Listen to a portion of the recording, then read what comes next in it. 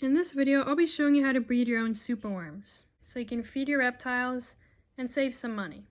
Superworms are the only feeder insect I was actually successfully able to breed.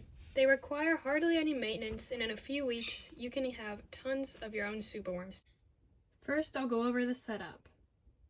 For my superworms, I use this basic shelf system of the sliding shelves, and there's a small space above, but no beetle is small enough to fit through there, and the worms can't either. Inside, I have a mixture of oats, and I'll show you how to get that sterile and ready to go. And I have some wheat bran from superworm containers I bought at the pet store. For the oats, I use these plain Quaker oats. The only ingredient in these are whole grain rolled oats, and that's what you want. You don't want any added things to it. I just pour them into a bowl, and then I'm going to microwave them to make sure that there's not any flower beetles or anything in there that could be harmful to the superworms. And the oats are ready to go. Make sure that they cool down before you put any beetles in it.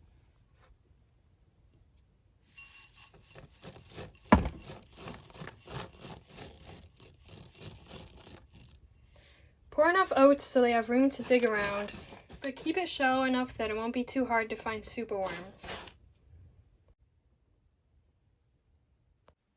I also add some wheat bran that I mix in with the oats.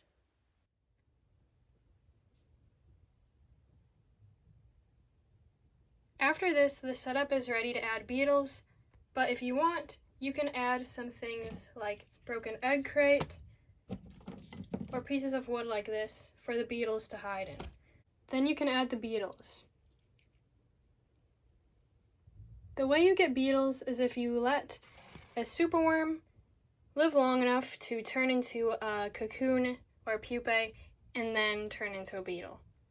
The way to do this is to put full-grown or large superworms in a small cup like this, and you can just put them out in the dark and wait for them to pupate.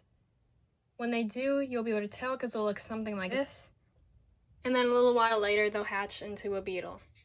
The way you care for the beetles is the same way you care for the superworms. Just make sure they have those oats to eat, and you can also put in organic carrots or broccoli, things like that they do like to eat. The more beetles you have in the area, the more superworms you'll get and the more likely they're going to breed.